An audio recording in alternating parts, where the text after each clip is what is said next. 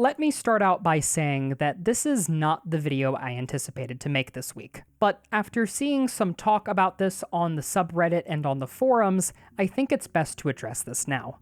The last content update Darktide received was back in December of 2023, which involved the Anniversary Part 2 update that included the addition of stims, new weapons, and a plethora of balance changes and bug fixes, followed by a new map with the Orthus Offensive. Ever since that update, though, we've received no communication and only a small handful of hotfix updates, which includes patch 17 that released a couple of days ago that contained predominantly bug fixes with some new quality of life additions and a change to the power sword's activation attack patterns. People are understandably frustrated and wondering why Fatshark isn't communicating with us, which partially stems from the release of Helldivers 2 that has very vocal devs, and, as of late, an actual live service plan that promises to add a significant amount of content for the foreseeable future. So, what gives?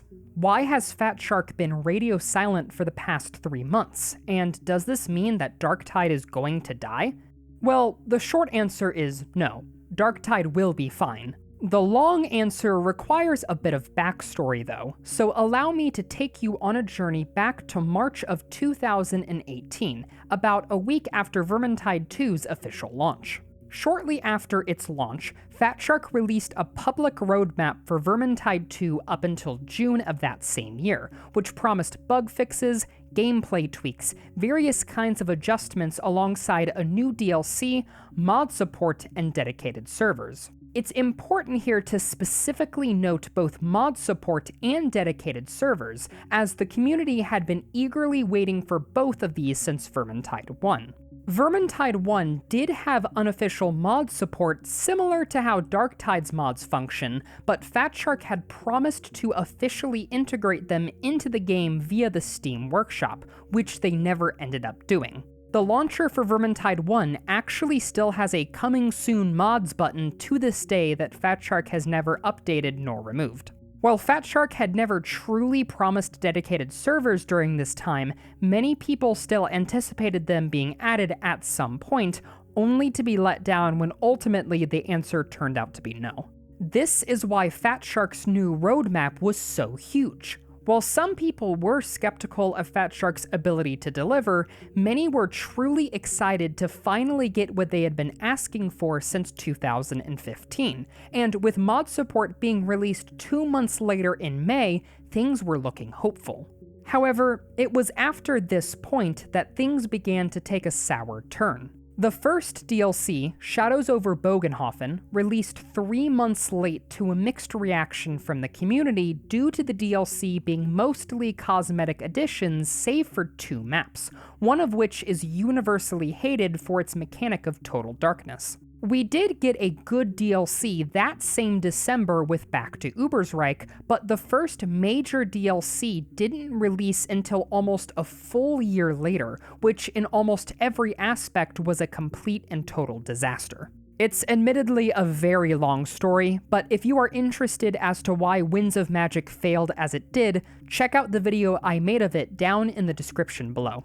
Anyway, during this content drought, Fatshark continually promised that dedicated servers were coming, but had to be pushed back for one technical reason or another. It wasn't until almost another full year later that they finally publicly said that dedicated servers were never coming because they overestimated the resource cost associated with them. Fatshark apologized repeatedly for the broken promise, but people were understandably very frustrated and upset that they had been strung along for nearly 2 years at this point. Ever since that moment, Fatshark has never made another public roadmap for any of their games, and most likely never will. They have publicly come out and said that they understand that they really screwed up with that, and that they really want to avoid making the same mistake again in the future. Ever since that announcement, Fatshark has chosen the option of absolute radio silence until content is seemingly ready or near ready to release. My assumption is that they are afraid of overpromising and under-delivering again with another roadmap, and instead choose to simply not say anything until something is guaranteed to be released within a certain timeframe.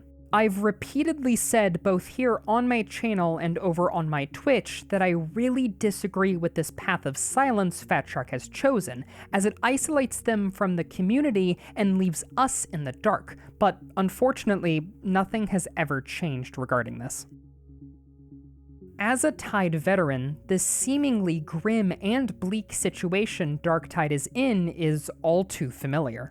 Fat Shark's games follow a very similar cycle after their release, which is something along the lines of launch the game in a bad state, delay the console port and new content to fix the game. After the game is fixed, neglect new content in favor of pushing the console port, and then after the console port is released, vanish for a while before suddenly dropping a couple of really good updates, then vanish again. Fat Shark has dropped a couple of good updates for this game, with the last of them being Trader's Curse, which means we're currently waiting for Fat Shark to break their second streak of silence. However, not everything is all doom and gloom. There is some genuinely good news to this. After their second prolonged duration of radio silence, Fat Shark has always dropped some truly incredible updates. Fat Shark broke their silence in Vermintide 2 with Grail Knight, Outcast Engineer, and Chaos Wastes, which were beloved by nearly everyone, and if Fat Shark follows in the same path for Darktide, then we're about to get some truly fantastic updates. As to when we're going to get them though, I honestly have no idea.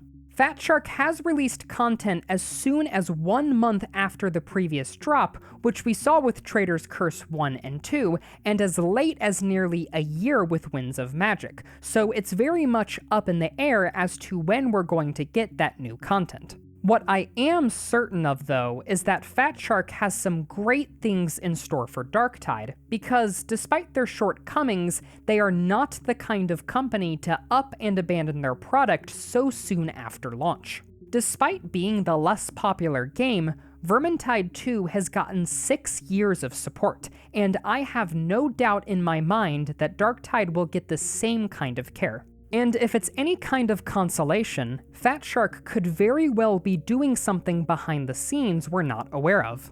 I mean, I was invited to play that private version of the skill tree update in preparation for its launch, so who's to say something similar isn't happening now?